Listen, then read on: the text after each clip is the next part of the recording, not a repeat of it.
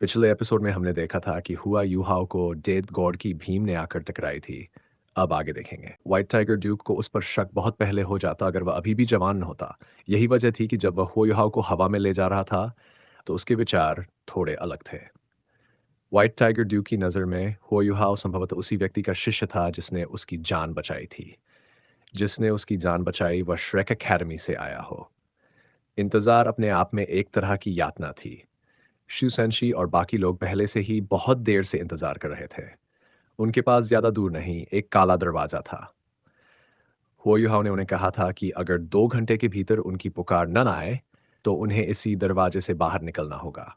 लगभग 1 घंटा बीत चुका था लेकिन अब तक कोई खबर नहीं आई थी। संशी, क्या तुम्हें लगता है युहाव किसी मुसीबत में है? मुझे क्यों लगता है कि इस जगह में कुछ गड़बड़ है? पास खड़े रशु संशी से धीरे से कहा। सुसंशी पल भर को चौंक गया। क्या गड़बड़? चूंकि युहाव ने हमें इस ऑपरेशन में भाग लेने की अनुमति दी है, तो कोई समस्या नहीं होनी चाहिए। देखो, हमारे साथ 10 से भी ज़्यादा टाइटल डोलू है और हमें इस मिशन को पूरा करने के लिए उनकी ताकत पर निर्भर रहना है। युहाव ने हमसे झूठ नहीं बोला होगा। जंग ननन ने ज़बरदस्ती हंसते हुए कहा, मुझे गड़बड़ इसलिए लग रही है क्योंकि ये टाइटल डोलू हमारे साथ हैं। सोचो, अगर ये ऑपरेशन असफल हो गया, तो क्या सब लोग यहाँ पूरी तरह फंस नहीं जाएंगे बिना उसकी पुकार के? ये संभव नहीं है, क्योंकि उसने हमारे लिए ये काला दरवाज़ा छोड़ा है। लेकिन ये दरवाज़ा कहाँ जाता है? अगर उसका मिशन असफल हो गया, तो वह इन टाइटल डूलों को दुश्मनों की तोपों की मार में कैसे भेज सकता है? मुझे डर है कि ये दरवाज़ा सीधा हमें वापस हमारे कैंप में ले जाएगा। सुसंशी कुछ देर के लिए चुप रह गया जब उसने जानन की बातें सुनी। कुछ क्षण बाद उसका चेहरा गहरा हो गया और वह जंगनन की ओर घूरते हुए गुराया, तुमने ये पहले क्यों नहीं कहा? जंगनन बहुत दुखी नजर आई। ये अभी-अभी मेरे दिमाग में आया। लगता है कि युहाओ को बिल्कुल भरोसा नहीं था। हम सब धोखे में आ गए। तभी तो मुझे अजीब लगा था जब उसने इतनी आसानी से हामी भर दी। अब हमें क्या करना चाहिए? सुसंशी ने अपनी मुट्ठियां भींची और कहा, हमें इंतजार करना होगा। यही एकमात्र काम है जो हम कर सकते हैं। अगर ये दरवाजा सचमुच कैंप की ओर जाता है, तो अभी बाहर निकलना मतलब हम उसे मदद करने का कोई मौका नहीं पाएंगे। हमें बस यही दुआ करनी होगी कि उसका मिशन सफल हो। वह छोटा शरारती फिर से खुद को खतरे में डाल रहा है। स्टारलू एम्पायर की नॉर्थ वेस्टर्न फील्ड आर्मी के कमांडर्स टेंट के भीतर वहां कई दर्जन सोल मास्टर्स चुपचाप खड़े थे। व्हाइट टाइगर ड्यूक मुख्य कमांडर की कुर्सी पर बैठे थे और प्रिंसेस जूजू उनके बगल में बैठी थी। सभी लोग चुपचाप खबर आने का इंतजार कर रहे थे। व्हाइट टाइगर ड्यूक से ज्यादा दूर नहीं एक काला दरवाजा कॉन्जर किया गया था। हो युहाओ इसे छोड़कर गया था। उसने व्हाइट टाइगर ड्यूक से कहा था कि भले ही उसका मिशन सफल न हो, सेना को कोई नुकसान नहीं होगा और उनकी सुरक्षित योजना पर चलना पर्याप्त होगा। व्हाइट टाइगर ड्यूक साफ समझ गए थे कि जब हो युहाओ ने यह बातें कहीं, तब उसने अपनी जान की परवाह छोड़ दी थी। जब ये टाइटल डोलू इस दरवाजे से बाहर निकलेंगे, तो इसका मतलब होगा कि इस ऑपरेशन में हो युहाओ ने अपनी जान दे दी है। सोल मास्टर लीजेंस बाकी ऑफेंसिव को पूरा करेंगे और सभी 8 सोल मास्टर लीजेंस तैयार थे। वे बस फ्रंट लाइन से संकेत का इंतजार कर रहे थे। सुजुजू ने पूरी कोशिश की शांत रहने की और वह व्हाइट टाइगर ड्यूक के बगल में चुपचाप बैठी रही, लेकिन वातावरण में हर कोई उस दबाव को महसूस कर सकता था। व्हाइट टाइगर ड्यूक और प्रिंसेस जुजू निस्संदेह सबसे ज्यादा दबाव महसूस कर रहे थे, क्योंकि हेवनली सोल एम्पायर से आई खबर के बारे में केवल वही दोनों जानते थे। अगर उनका मिशन असफल हो गया, तो स्टारलू एम्पायर पूरी तरह असहाय स्थिति में धकेल दी जाएगी। उनके पास सिर्फ यही उपाय था कि वे होयोहाव के लिए प्रार्थना करें। डायुएहेंग और डायलुओली दोनों व्हाइट टाइगर ड्यूक के पीछे खड़े थे। डायुहेंग की भौहें हल्की सिकुड़ी हुई थीं, जैसे वह किसी गहरी सोच में हो, जबकि डायलुओली की आंखें हल्की चमक रही थीं। व्हाइट टाइगर ड्यूक और princess Juju heavenly soul empire से आई गुप्त खबर जानते थे और वह एक और रहस्य भी जानते थे। वह वो युहाओ की पहचान का रहस्य जानते थे। आज सुबह वो युहाओ उनसे मिलने आया था। लोली, सब कैसा चल रहा है? हाल ही में तुम्हारी कल्टीवेशन कैसी रही है? भाई, आप यहाँ क्यों आए हैं? क्या मुझे कुछ पॉइंटर्स देने आए हैं? डायलोली ने उत्साहित होकर कहा जब उसने देखा कि हो युहाओ ने उसके टेंट का पर्दा उठाया और भीतर आया। हुयुहाओ ने हल्की मुस्कान के साथ सिर हिलाया और कहा, क्या फिर से पिटना चाहते हो? डायलोली शर्मा गया और बोला, पिटना कोई बुरी बात नहीं है। जब आप मुझे पीटे थे तभी मेरी सबसे तेज प्रोग्रेस होती थी। भाई, आपको मुझसे वादा करना होगा कि आप मुझे एक स्पिरिट दिलाएंगे। हम ये युद्ध खत्म होने के बाद कर सकते हैं। भले ही मैं रैंक 40 पर अटका हुआ हूँ क्योंकि मेरे पास अतिरिक्त सोल रिंग नहीं है, लेकिन मुझे महसूस हो रहा है कि हाल ही में मेरी प्रोग्रेस बहुत तेज हुई है। होयुहाओ हंसा और बोला, यह अच्छी बात है। चिंता मत करो, स्पिरिट्स कोई समस्या नहीं होंगी अगर तुम मेहनत करने के लिए तैयार हो। सही कहा, मैं तुमसे मिलने इसलिए आया हूं कि मुझे तुमसे कुछ कहना है। क्या? क्या? डायलोली ने उत्सुकता पूर्वक पूछा। होयुहाओ ने सीधे कहा, मैं आज रात एक मिशन पर जा रहा हूं और शायद वापस न लौटूं। मैंने अभी तय नहीं किया है। अगर मैं वापस ना आया तो तुम उसे मेरे सीक्रेट्स बता सकते हो। क्या? आप कौन सा मिशन करने जा रहे हैं? क्या वह खतरनाक होगा और किसे और क्या बताना है? होयुहाओ उसके पास जाकर धीरे से उसका सिर सहलाते हुए बोला, यह खतरनाक नहीं है। मेरा मतलब है कि तुम अपने पिता को मेरी पहचान के बारे में बता सकते हो। तो आपने पता लगा लिया? तो युहा मुस्कुराया और बोला, अगर मैं वापस न लौटा तो इसका मतलब है मैंने सब पता लगा लिया। बस मैं उनका सामना नहीं करना चाहता। लेकिन अगर आप चले गए तो हम फिर कब मिलेंगे? दुओली ने घबराते हुए कहा। पल भर के लिए रुक गया।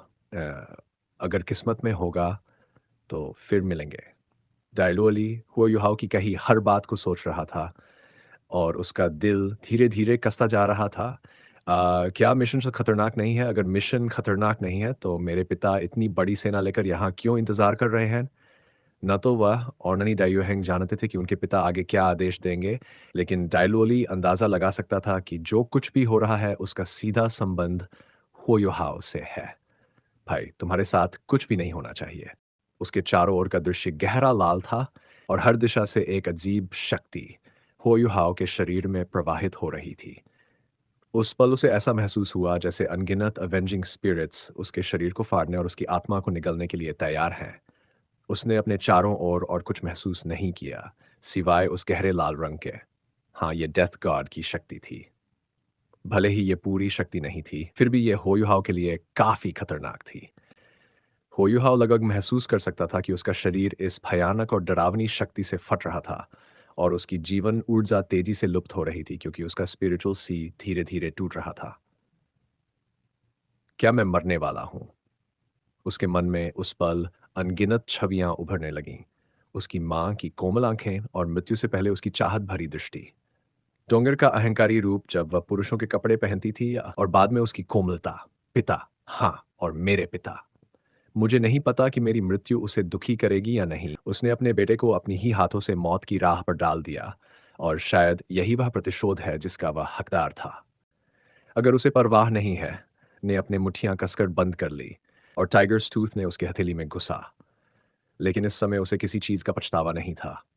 क्या सब कुछ बस इसी तरह खत्म होने वाला है? माँ, मैं तुम्हें खोजने आ रहा हूँ। अचानक एक बर्फीली ठंडी ओरा उठी। वो युहाओं ने पूरी आशा खो दी थी। तभी उसने महसूस किया कि उसके शरीर से एक बेहद शक्तिशाली शक्ति फूट पड़ी और उसने बलपूर्वक सभी प्रतिशोधी आत्माओं को भगाया। ये साफ और ठंडी भावना सबसे पहले उसके सीने में आई, फिर उसके शरीर में फैल गई जैसे जीवन ऊर्जा की लहर उसके शरीर से फूट पड़ी। ये लाइफ गार्डियन ब्लेड की शक्ति थी। रात जितनी काली स्केल्स तेजी से उसके पूरे शरीर पर फैल गईं। गहरा लाल प्रकाश गायब हो गया, लेकिन हुयुहाओ धूल में नहीं बदला। वह पास की पर्वत चोटी की ओर गिर रहा था। उसकी सोलो बैटल आर्मर पिघलकर खत्म हो गई थी और अब उसके पास केवल काले ड्रैगन जैसी आर्मर ऑफ ब्लैक स्केल्स बची थी। सौभाग्य से उसने अपनी स्टारलाइट सफायर अंगूठी नहीं निकाली। ग्रेट स्टारडो फॉरेस्ट्स लेक ऑफ लाइफ। साफ झील का पानी अचानक काला हो गया और अगले ही पल एक क्रोधित ड्रैगन की दहाड़ गूंजी। झील की सतह से कई दसियों मीटर का विशाल ड्रैगन सिर उभरा। सिर काला था, लेकिन उसकी आंखें सुनहरी चमक रही थीं। सुनहरी चमक में हल्के रक्त के निशान भी थे। रोर! ड्रैगन के मुंह से एक गहरा लाल गोला फूटा। जैसे ही ये गोला गायब हुआ, आकाश में अनगिनत अवेंजिंग स्पिरिट्स की छवियां दिखाई दीं, जो दर्द में चीख उठीं। ड्रैगन की सुनहरी आंखें फिर साफ हो गईं। कितनी शक्तिशाली, कितनी क्रूर! क्या ये मानवों द्वारा बनाई गई अवेंजिंग स्पिरिट्स वाली शक्ति है? बैम! हुयुहाओ का शरीर पर्वत की ओर टकराया। उस समय उसका पूरा शरीर काले ड्रैगन के स्केल से ढका हुआ था और वह पर्वत का हिस्सा लग रहा था। उसने बिना हिचक स्पिरिचुअल इंटरफेरेंस डोमेन सक्रिय किया और एक ही समय में तांग वूतोंग की ओर देखा। हुयुहाओ ने देखा कि तांग वूतोंग के चारों ओर एक तेज सुनहरी रोशनी की परत थी जो उसे लाइटनिंग स्पीड से पर्वत की ओर धकेल रही थी। वह शूटिंग स्टार जितनी तेज थी, और सबसे अजीब बात, यह सुनहरी रोशनी उसकी रक्षा कर रही थी। इनकमिंग सोल कैनन शेल्स और सोल रेज को वे विस्फोट नहीं हुए। ये शक्ति क्या है? कितनी ताकतवर? पोयुहाओ ने मन ही मन सोचा। टंगुतोंग ने भी पर्वत की ओर बढ़ना शुरू किया। पोयुहाओ ने तुरंत स्पिरिचुअल डिटेक्शन के माध्यम से उसे कनेक्ट किया। वे बिना रुके डेथ गॉड के अंधेरे क्षेत्र की ओर भागे। सभी सोल टूल्स मुख्य चोटी पर अब उन्हें नुकसान नहीं पहुंचा सकते थे, लेकिन कई सौ सोल इंजीनियर्स तेजी से मुख्य चोटी की ओर बढ़ रहे थे। तुम अभी भी जीवित हो? टांगुतोंग ने उत्साहित होकर उसके कंधे को पकड़ लिया। तुम मुझे मरने के लिए क्यों कह रही हो? हुयुहाव ने हंसते हुए कहा। कोई तुम्हें मरने के लिए नहीं कह रहा। तुमने ये कैसे किया? वह शक्ति ने तेजी से सांस ली। बाद में बताऊंगा। पहले मिशन पूरा करें। हुयुहाव ने उसका हाथ पकड़ते हुए कहा। उसकी काली स्केल्स धीरे धीरे गायब हो रही थी, लेकिन उसने टांगुतोंग को मुख्य चोटी के इनवर्ड केव की ओर खींचा और इनकेंटेशंस शुरू किए। घनी स्पिरिचुअल अंडुलेशंस उसके शरीर से निकलकर उसके चारों ओर फैल गईं। टांगुतोंग ने महसूस किया कि हुयाओ का हाथ गर्म और मजबूत था। उसने सुरक्षित और संरक्षित महसूस किया। सनमून एम्पायर के सोल इंजीनियर्स का हमला उसी समय आया। ने लाइफ रिफ्लेक्टिंग शील्ड सक्रिय किया और दोनों को सुरक्षित रखा। टांगुतोंग ने पर्पल ड्रैगन शेप लाइट बार बार छोड़ी और अपने 5 सोल रिंग की शक्ति का उपयोग किया। उस समय सनमून एम्पायर के सोल इंजीनियर्स की हमला दूर से आया और सब कुछ झकझोर कर गिरा। चारों तरफ से ऑसिलेशन डिटेक्टर्स ने उन्हें घेर लिया। वे सनमून एम्पायर के लिए जार में बंद कछुए जैसे थे। ये स्पिरिट मास्टर जिसने बार बार उनकी रक्षा भेद दी थी ने उन्हें बहुत ज्यादा परेशानी दी थी और भारी नुकसान पहुंचाया था। उसने वांग यीहेंग को बहकाया और उसे मार दिया। ये सनमून एम्पायर के लिए बेहद अपमानजनक था, और वे विश्वास नहीं कर सकते थे कि यह स्पिरिट मास्टर अपनी वर्तमान स्थिति से बच सकता है। हुयुहाओ पहाड़ की एक डिप्रेशन में स्थिर खड़ा हुआ और उसने लाइफ रिफ्लेक्टिंग शील्ड को सक्रिय किया। उसने खुद और टंग वूतोंग दोनों को इसके भीतर सुरक्षित रखा और उसके मंत्र तेजी से बढ़ने लगे। हुयुहाओ को अपने स्पेक्ट्रल डेमीप्लेन को बुलाने के लिए स्थिर होना पड़ा। टंग वूतोंग ने पहल करते हुए उसके सामने खड़े होकर उसे बचाया और बार बार अपने पर्पल ड्रैगन शेप लाइट को रिलीज किया जबकि उसकी 5वीं सोल रिंग चमक रही थी। उसने हो युहाओ के लाइफ रिफ्लेक्टिंग शील्ड के साथ मिलकर आने वाले हमलों को रोक दिया। ये उसकी 5वीं soul skill dragon gods howl थी। ये सोल स्किल उसकी छठी soul skill deadly dragon god dance जितनी शक्तिशाली नहीं थी, लेकिन इसे लगातार इस्तेमाल किया जा सकता था। होयुहाव ने अंततः अपना मंत्र पूरा किया और अचानक उसके पास एक चमकता हुआ दरवाजा प्रकट हुआ। जैसे ही वह अपने साथियों को स्पेक्ट्रल डेमिप्लेन से बुलाने वाला था, तेंगुतोंग ने अचानक कहा, अरे, रुको, क्या? होयुहाव ने उलझन भरी आवाज में, तेंगुतोंग ने उसे नहीं देखा। उसकी आंखें पूरी तरह कहीं और थीं, लेकिन होयुहाव उसके प्रोफाइल से देख सकता था कि उसका सुंदर चेहरा और गर्दन हल्के लाल रंग से रंगी हुई थी। कपड़े पहन लो। कुतोंग की आवाज बहुत कोमल थी, लेकिन हुआयुहाव के कानों में साफ सुनाई दे रही थी। ओह! हुआयुहाव ने नीचे देखा और पाया कि उसे बचाने वाले सभी काले स्केल्स गायब हो गए थे और उसके पास अब ज्यादा कुछ नहीं बचा। यह सच में क्लीन था। इस बार अपने सोलो बैटल आर्मर के अलावा हुआयुहाव ने होंगचन्स ब्लेसिंग भी नहीं पहना था, जिसे उसने इलस्ट्रियस वर्च्यू हॉलमास्टर जिंग होंगचन से आर्मी कैंप में प्राप्त किया था। उसने डायलुओली को निर्देश दिया था कि अगर वह लौटे नहीं तो इसे ले जाए। इसलिए कहा जा सकता है कि उसके पास अब कुछ भी नहीं था। मेरे पास कुछ नहीं है, हो युहाओ ने कमजोर स्वर में कहा। तुम तंग वुतोंग का चेहरा और भी लाल हो गया और उसने हाउ को लंबा ड्रेस फेंका। इसे अपने चारों तरफ लपेट लो। ठीक है। होयुहाव ने और कुछ सोचने की जरूरत नहीं समझी क्योंकि वे आपात स्थिति में थे। उसने ड्रेस को अपने कमर के चारों ओर लपेटा ताकि उसके महत्वपूर्ण हिस्से सुरक्षित रहें और फिर अपने साथियों को बुलाया। दरवाजे से जल्दी से सिलुएट्स प्रकट हुए। सुसंशी सबसे आगे, स्वानवू शील्ड वॉल, सोने की रोशनी फूटी और एक बड़ा पैच बना। जो तांग वूतोंग और हो युहाओ को भीतर सुरक्षित रखता था।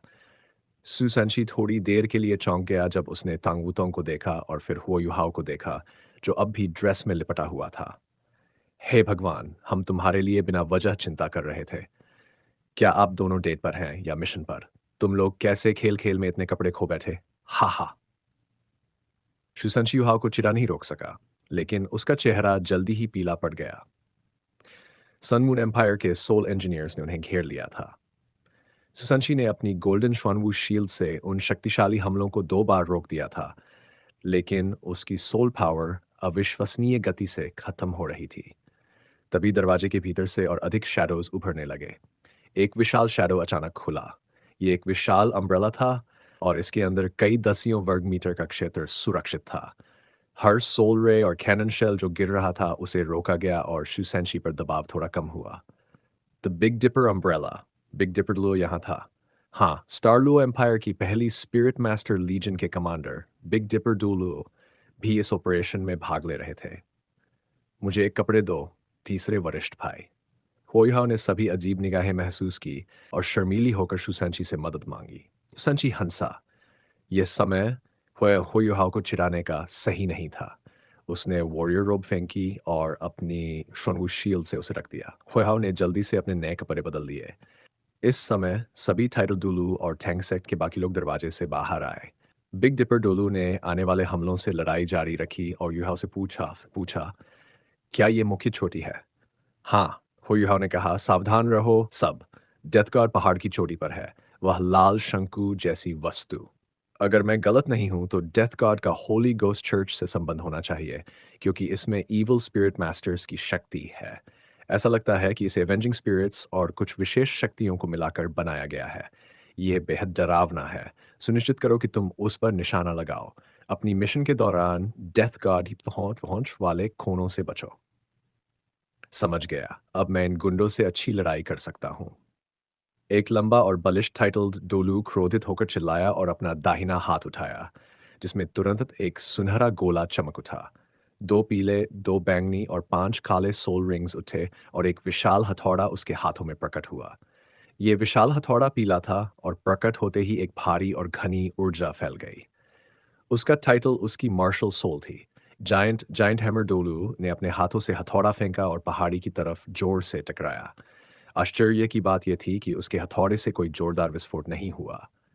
इसके बजाय एक पीला गोला जल्दी से पहाड़ के चारों ओर फैल गया। होयुहाओ धीरे धीरे महसूस कर सकता था कि पहाड़ में एक बेहद शक्तिशाली ताकत बह रही थी। बेशक जायंट हैमर डोलू और बिग डिपर डोलू ही नहीं थे जिन्होंने हमला शुरू किया। अन्य टाइटल डोलू ने पिंजरे से मुक्त हुए बाघों की तरह हमला किया। बैंगनी किरणें आकाश में तीरों की तरह फैली। ये किरणें हवा में चमकती रहीं, फिर गायब हो गई और इनके उड़ान के पथ नहीं दिखे, लेकिन तुरंत दूर से दर्दनाक चीखें सुनाई दी। सन मून एम्पायर के सोल इंजीनियर्स कैसे जान सकते थे कि अचानक यहाँ 10 से भी ज्यादा टाइटल डुलू आकर प्रकट हो जाएंगे? वे पूरी तरह से ऑफ गार्ड पकड़े गए और उनके पास बचाव के लिए सिर्फ अपनी ऑटोमेटिक प्रोटेक्टिव सोल बैरियर्स थीं। लेकिन ऑटोमेटिक सोल बैरियर्स कैसे किसी ऐसे टाइटल डुलू के हमले को रोक सकती थीं जो स्पेशल पावर में निपुण था? कई दर्जन सोल इंजीनियर्स उन बैंगनी किरणों से छेद दिए गए और उनके शरीर टूटकर बिखर गए, खून की बारिश की तरह चारों ओर छिटक गए। स्टारलू एम्पायर के टाइटल डोलू बहुत समय से रोके हुए थे। पिछले कई दिनों और हफ्तों में उन्होंने खुद को बहुत ज़्यादा रिस्ट्रेन्ड महसूस किया था। वे अपनी व्यक्तिगत फाइटिंग स्ट्रेंथ पर भरोसा करके सन मून एम्पायर में किसी को भी चुनौती देने की हिम्मत रखते थे। लेकिन हर दिन उन्हें मजबूरी में इंतज़ार करना पड़ता था, क्योंकि सन मून एम्पायर के सोल टूल्स की निगरानी ने उन्हें दबा रखा था। वे लड़ना चाहते हुए भी लड़ नहीं सकते थे, खासकर उस समय जब 2000 हाई टियर सोल मास्टर्स मारे गए थे। तो ये उनके लिए बहुत बड़ा झटका था। उनके डिसाइपल्स और रिश्तेदार भी उन मृतकों में शामिल थे। इसका मतलब अब उनके पास सन मून एम्पायर के खिलाफ एक ब्लडी वेंडेटा था। अब जबकि वे दुश्मन की टेरिटरी के अंदर गहराई तक पहुंच चुके थे, वे खुद को कैसे रोक सकते थे? अब वे डेथ गॉड के खतरे की भी परवाह नहीं कर रहे थे। उनकी एक ही चाहत थी, अपने दुश्मनों का खून बहाना। अचानक पहाड़ के भीतर एक जबरदस्त कंपन हुआ। पूरा पहाड़ हिल गया। कान फाड़ देने वाली गड़गड़ाहट के साथ और पहाड़ी की चोटी का बड़ा हिस्सा धंस गया। द जायंट हैमर डोलू कितना शक्तिशाली है। होयुहाओ की आंखें चमक उठीं। ये लोग कितने ताकतवर हैं। सीनियर जायंट हैमर, क्या आप हवा के बीच से दूर के टारगेट्स पर हमला कर सकते हो? जायंट हैमर डोलो ने सिर हिलाया और कहा, हाँ, मैं उन्हें कुचल सकता हूँ, लेकिन मैं उन्हें देख नहीं पा रहा हूँ, इसलिए मेरे हमले थोड़े इनएक्यूरेट हैं। लेकिन मैं देख सकता हूँ। होयुहाओ हंस पड़ा। उसने अपना speed detection giant hammer Dolo के साथ साझा किया और तुरंत माउंटेन टॉप पर महत्वपूर्ण स्थानों को उसके लिए मार्क कर दिया। वे डेथ गॉड की जगह से अभी कुछ दूरी पर थे, लेकिन पहाड़ पर लगे डिफेंसिव सोल टूल्स के काफी करीब आ चुके थे। Fantastic ability. जायंट हैमर डोलू ने होयुहाओ को थम्स अप दिया और अपने विशाल हथौड़े को फिर से घुमाया। बाकी टाइटल डोलू तेजी से पहाड़ पर फैल गए और जो स्पेशल पावर में निपुण थे उन्होंने अपनी एबिलिटीज पूरी तरह अनलीश कर दी। होयुहाओ को उस वार के बाद थोड़ी देर अपनी ताकत इकट्ठी करनी पड़ी। फिर उसने देखा कि एक बूढ़ा आदमी जो 60 साल के आसपास था, अचानक पर्पल लाइट से चमक उठा और उसकी 8वीं सोल रिंग जो काली थी, एक साथ जगमगाई।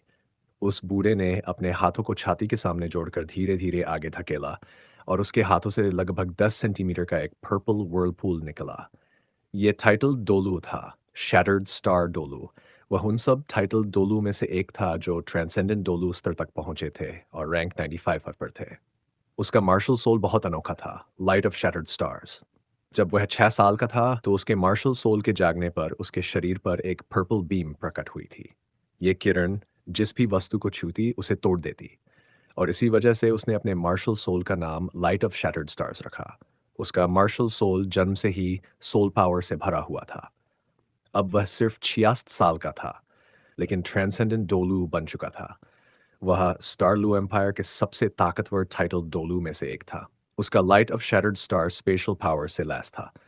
सही कहें तो डिस्ट्रक्टिव स्पेशल पावर्स से, और यह बेहद भयावह था। शैटर्ड स्टार व्हर्लपूल, वह छोटा पर्पल व्हर्लपूल हवा में निकला और थोड़ी देर के लिए रुका। फिर उसके आसपास की हवा तूफान की तरह मचल उठी। गहन बैंगनी रोशनी ने आसपास की स्पेस को भी निगल लिया और यह व्हर्लपूल लगातार फैलने लगा। स्पेस में दरारें उभरने लगीं और आपस में जुड़ने लगीं। सभी इनकमिंग सोल रेज और कैनन शेल्स जैसे किसी अनदेखी शक्ति से खींचे जा रहे हों, सीधे व्हर्लपूल की तरफ गए और टुकड़े टुकड़े हो गए। वे कैनन शेल्स फट भी नहीं पाए क्योंकि व्हर्लपूल उनकी ऊर्जा को अब्जॉर्ब कर रहा था और फैलता जा रहा था। शैटर्ड स्टार व्हर्लपूल की सुरक्षा में अब बाकी टाइटल डोलू के मूवमेंट्स बहुत ज़्यादा कैजुअल हो गए। वे तेजी से फैल गए और होयुहाओ की स्पिरिचुअल डिटेक्शन की मदद से डेथ गॉड की रेंज से बचते हुए हर दिशा में बिखर गए। बूम! पहाड़ की चोटी के पास जोरदार धमाकों की श्रृंखला गूंजी। पहाड़ पर बनी एक विशाल ऑफेंसिव सोल टूल स्ट्रक्चर हिल गई और एक तरफ झुक गई। अब वह इस्तेमाल के लायक नहीं थी। ये शायद जायंट हैमर डोलू का काम था।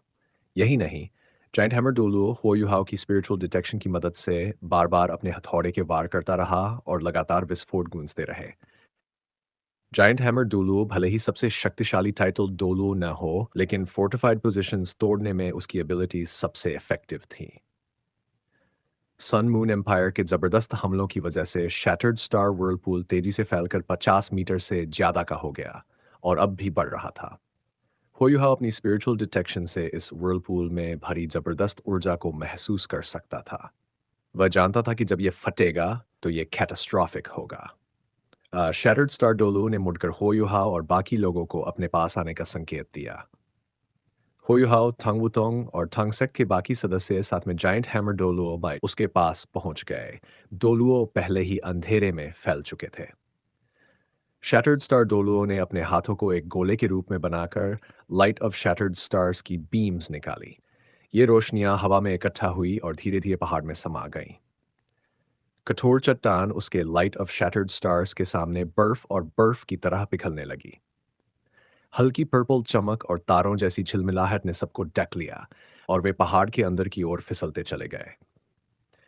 शैटर्ड स्टारडोलू कितना शक्तिशाली है, होयो ने मन ही मन सोचा।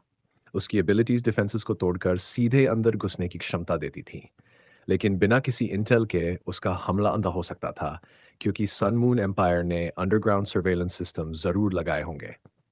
इसी वजह से स्टारलुओ एम्पायर पहले इतनी जल्दीबाजी नहीं करता था। फिर भी हुओयुहाओ के दिल में इन टाइटल डोलो के लिए गहरी रिस्पेक्ट और एडमिरेशन थी। ये लोग सच में स्टारलुओ एम्पायर की मुख्य ताकत थे। सन मून एम्पायर की सोल टेक्नोलॉजी की वजह से वे दबे हुए थे, लेकिन इंडिविजुअल फाइटिंग स्ट्रेंथ में वे बराबरी कर सकते थे और होली गोस्ट चर्च के खिलाफ भी खड़े हो सकते थे। आसपास पूरी तरह अंधेरा छा गया। मोटी चट्टानों की वजह से होयुहाव की स्पिरिचुअल डिटेक्शन भी काफी कमजोर हो गई, लेकिन अब वे पहाड़ के भीतर थे और उसे बड़ी रेंज डिटेक्ट करने की जरूरत नहीं थी। उसने सीधे डेथ गॉड की दिशा पर ध्यान केंद्रित कर लिया। स्टारलू एम्पायर की सेना पर मंडरा रहे इस सबसे बड़े खतरे को मिटाने का एक ही तरीका था, डेथ गॉड को नष्ट करना। ज्यादा देर नहीं हुई थी कि शैटर्ड स्टार व्हर्लपूल, जो अब लगभग 100 मीटर चौड़ा हो चुका था, अचानक फट पड़ा। अनगिनत पर्पल लाइट्स जो डिस्ट्रक्टिव स्पेशल पावर से भरी हुई थी हर दिशा में फूट पड़ी। कई दर्जन सोल इंजीनियर्स जो पास थे तुरंत टुकड़े टुकड़े हो गए, उनके सोल टूल्स समेत। स्पेस में एक बड़ी दरार खुली जो बार बार मरोड़ खाती रही और बंद नहीं हो सकी। बाकी सोल इंजीनियर्स पूरी ताकत से उन स्पेस क्रैक्स को डिस्पेल करने की कोशिश कर रहे थे, लेकिन ये इतना आसान कैसे हो सकता था? उन्हें स्पेस का गूढ़ जान नहीं था और वे बस अपनी ताकत से हमला कर रहे थे। वे कुछ नहीं कर सकते थे सिवाय इसके कि दरारें खुद ब खुद बंद हों। शैटर्ड स्टार व्हर्लपूल ने अपना मकसद पूरा कर लिया था, और जब तक वे दरारें गायब हुई, हुओयू हाओ द्वारा स्पेक्ट्रल डेमिप्लेन से निकाले गए टाइटल डोलुओ कहीं नजर नहीं आ रहे थे। अब बहुत से सोल इंजीनियर्स पहाड़ पर उतरे और हर किसी के चेहरे पर काली छाया थी। उन्हें अब तक पता नहीं चला कि वे कितने दुश्मनों से लड़ रहे थे। शुरुआत में जब होयुहाओ को पकड़ा गया था तो वे यही सोच रहे थे कि बस एक दुश्मन आया है जिसने कुछ अजीब कंसीलमेंट एबिलिटीज से घुसपैठ की, लेकिन उसके बाद थंग वुथोंग भी आ गई। तो एक से दो हो गए। फिर डेथ गॉड का सीधा वार खाकर हुओयुहाओ मर गया होगा उनकी नज़र में। थंग वुथोंग अपनी पेक्यूलियर ताकत से पहाड़ पर चढ़ी, तो अब बस एक दुश्मन बचा होना चाहिए था, है ना? लेकिन जायंट हैमर डोलू और शैटर्ड स्टार डोलू के लगातार हमलों ने साबित कर दिया कि उनके दुश्मन सिर्फ एक दो नहीं थे, बल्कि कई टाइटल डोलू मौजूद थे। लेकिन जब तक सोल इंजीनियर्स पहाड़ की उस जगह पहुंचे जहां गैप बना था, तब तक दरार बंद हो चुकी थी। अब वे उन्हें ढूंढ भी नहीं सकते थे, और अगर उन्हें पता भी चल जाता कि होयुहाओ और उसके साथी कहाँ गायब हुए थे, तो क्या वे अपनी ही मेन पीक पर बमबारी करते? वहां अभी भी इतने सारे सोल टूल्स मौजूद थे। शैटर्ड स्टार डोलुओ होयुहाओ की गाइडेंस के साथ धीरे धीरे पहाड़ के अंदर ऊपर चढ़ रहा था। चट्टानें बेहद कठोर थी, लेकिन उसके लाइट ऑफ शैटर्ड स्टार्स से लगातार टूटती जा रही थी। सावधान रहना, डेथ गॉड को जो कंट्रोल कर रहा है वह संभवतः सन मून एम्पायर का number one soul engineer death god डोलू है, और उसके साथ और भी लोग होंगे। शैटर्ड स्टार डोलुओ ने सिर हिलाकर कहा, मेरी एबिलिटीज ग्रुप बैटल्स और डिस्ट्रक्शन में ज़्यादा इफेक्टिव है। जब हम बाहर निकलेंगे मैं उन्हें रोकूंगा, और तुम लोग जितनी जल्दी हो सके डेथ गॉड को नष्ट कर देना। तुम्हें उसे पूरी तरह से नष्ट करने की ज़रूरत नहीं है। हमारी आर्मी तब भी चार्ज कर सकती है अगर उसका प्रभाव खत्म हो चुका हो। ठीक है। होयुहाओ ने स्पिरिचुअल डिटेक्शन से डेथ गॉड की दिशा में देखा, लेकिन वह फिर चौंक गया। जैसे ही उसकी स्पिरिचुअल पावर डेथ गॉड के पास पहुंची, एक तीव्र और चुभन भरा दर्द उसके अंदर उमड़ पड़ा। इस बार उसने तुरंत अपनी स्पिरिचुअल पावर वापस खींच ली और उसका चेहरा थोड़ा बदल गया। वे सतह के और करीब पहुंच रहे थे। चलो थोड़ी देर रुकते हैं, मुझे सबको ऊपर की स्थिति के बारे में ब्रीफ करना होगा। हुओ युहाओ ने अपने साथियों से कहा। शैटर्ड स्टारडोलो रुका और हुओ युहाओ की तरफ देखा। पहाड़ के अंदर अंधेरा था, लेकिन लाइट ऑफ शैटर्ड स्टार्स की रोशनी में सब कुछ साफ दिखाई दे रहा था। टैंक सेक्ट के सभी लोग उनके पीछे पीछे चल रहे थे। हुओ युहाओ ने अपनी आवाज़ नीची करते हुए कहा, मेरे पिछले रिकॉनेसेंस अटेम्प्ट से मिली जानकारी के आधार पर मैंने डेथ गॉड की एबिलिटीज़ के बारे में मोटा मोटा अंदाज़ा लगाया है। अभी मुझे ये नहीं पता कि डेथ गॉड किस प्रिंसिपल पर बनाया गया है, लेकिन इसकी डिस्ट्रक्टिवनेस दो चीज़ों पर आधारित है। पहली, ये हाई टेम्परेचर और हाई प्रेशर सोल पावर पर निर्भर करता है, लेकिन ये ताकत बहुत अलग नहीं है। टिपिकल क्लास 9 सोल टूल्स जैसी ही है, बस थोड़ी ज़्यादा ताकतवर है, और इसकी पावर स्टार्स की डोलू यूलिन के सनमून डिवाइन नीडल जैसी है। लेकिन डेथ गॉड में एक और डरावनी शक्ति मौजूद है। और वही असली की है, वह है अवेंजिंग स्पिरिट्स की शक्ति। अवेंजिंग स्पिरिट्स उन्हें सिर हिलाया और कहा, जब मैंने डेथ गॉड की जांच कई बार की थी, तो हर बार मेरी स्पिरिचुअल पावर उसके पास जाते ही जलती हुई पीड़ा महसूस करती थी। ये सप्रेशन था, मेरी स्पिरिचुअल पावर को दबाया गया था। ये शक्ति बेहद भयावह थी। इसमें गहरी डिस्ट्रक्टिवनेस और गहरी रिजेंटमेंट थी। अगर मैं गलत नहीं हूँ, तो ये अवेंजिंग स्पिरिट्स से आती है। इन अवेंजिंग स्पिरिट्स को किसी अनजान फोर्स से कंप्रेस किया गया है और उन्हें फोर्स ऑफ वेंजेंस में बदला गया है और फिर डेथ गॉड की सोल पावर के साथ फ्यूज किया गया है। इसी से डेथ गॉड की लाइट बनती है। डेथ गॉड की लाइट दो रूप ले सकती है। पहला, कंप्लीट फॉर्म, जिसमें सोल पावर और फोर्स ऑफ वेंजेंस दोनों मिलते हैं। यही रूप उस समय था जब उसने हमारे 2000 सोल मास्टर्स को मार डाला था। दूसरा रूप सिर्फ फोर्स ऑफ वेंजेंस का। अभी मैंने इससे सीधा वार खाया था और मुझे ऐसा महसूस हुआ जैसे मेरी स्पिरिट, मेरा स्पिरिचुअल सी और मेरा शरीर सब उस वेंजफुल पावर से फाड़ दिए जा रहे हों। मैं सिर्फ इसलिए बच पाया क्योंकि मेरे शरीर पर एक स्पेशल प्रोटेक्टिव फोर्स मौजूद है। अवेंजिंग स्पिरिट्स, तो तुम कहना चाहते हो कि डेथ गॉड के पास जरूर कोई पावरफुल इविल सोल मास्टर मौजूद है। शैटर्ड स्टारडोलू एक वेटरन था। उसने तुरंत होयुहाव का मतलब समझ लिया। होयुहाव ने गंभीरता से सिर हिलाया और कहा, इसलिए सबको सावधान रहना होगा जब हम बाहर निकलेंगे। गाई, हमें तुम्हारी पावर्स पर भरोसा करना होगा। मैं अपनी तरफ से पूरी कोशिश करूंगा, क्योंकि तुम्हारी होली एबिलिटीज हर तरह के अवेंजिंग स्पिरिट्स पर सबसे ज्यादा असर डालेंगी। वूटोंग, तुम्हारी सोल पावर में भी लाइट एलिमेंट है। मैं तुम्हें और गाई दोनों को कवर करूंगा। ऑलराइट, ये गाई और टांग वूटोंग ने एक साथ दिया। हुओ युहाओ ने शैटर्ड स्टार डोलुओ की तरफ सिर हिलाया। शटर्ड स्टार डोलुओ ने जाइंट हैमर डोलुओ की तरफ मुड़कर कहा, तुम आगे रहो। हैमर। ऑलराइट, जाइंट हैमर डोलुओ ने अपने हाथ घुमाए, सभी को पीछे हटने का इशारा किया और फिर अपने विशाल हैमर को घुमाना शुरू किया। उसकी सोल रिंग्स लगातार फ्लिकर कर रही थीं और उसने पहाड़ पर जोर जोर से प्रहार करना शुरू कर दिया। पूरा पहाड़ जल्दी जल्दी हिलने लगा और माउंटेन टॉप पर जोरदार धमाके सुनाई देने लगे। वे पहाड़ के अंदर थे, लेकिन बाहर के विस्फोटों की आवाज़ साफ सुनाई दे रही थी। तो चलिए आज की कहानी यहीं ख़त्म करते हैं। बाकी का हिस्सा हम अगले भाग में देखेंगे। धन्यवाद।